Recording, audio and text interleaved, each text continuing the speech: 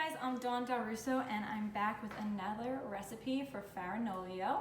I'm going to be making a really easy pesto. Now, pesto can be used for a lot of different things. I know most of the time we use it for pasta. It's delicious on pasta, but you can also use it as a spread. You can use it on top of grilled vegetables. It tastes amazing on asparagus.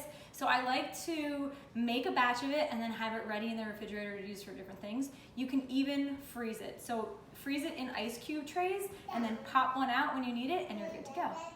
So today I'm doing a little different version with walnuts. The traditional version is with pine nuts, but I like to show the diversity that you can have with cooking and food. You don't always have to use the typical ingredients that you see, and walnuts give it a really nice rich flavor, but feel free to use any type of nuts that you really like. Pine nut is the traditional one. So we're gonna start with some walnuts, and the main ingredients are walnuts, fresh basil, you need a lot of fresh basil, and some really nice cheese. Pecorino Romano you can use, Parmesan cheese you can use.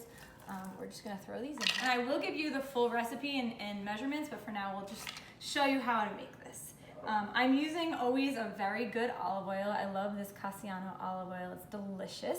And you're gonna wanna pour this in with a decent amount. So we have our olive oil and our walnuts in.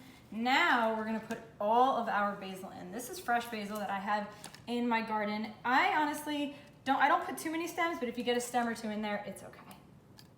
So we have all our basil in. I'm putting a lot of cheese. Like I said, I will give you the full measurements for everything, but you want the cheese in there, and then I'm gonna give it a fresh squeeze of lemon. I love the fresh lemon in it. Not everybody does this.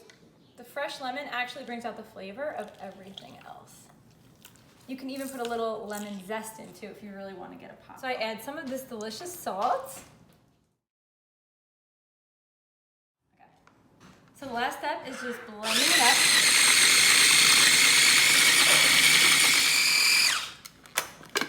And you'll see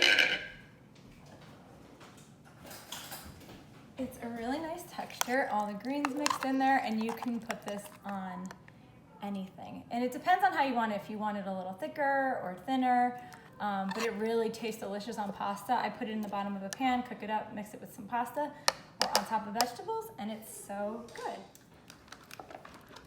I hope you guys like this. And if you guys do try this, remember to tag me at La Dolce Coco and Farinolio. Thank you guys so much for watching. I'll see you soon.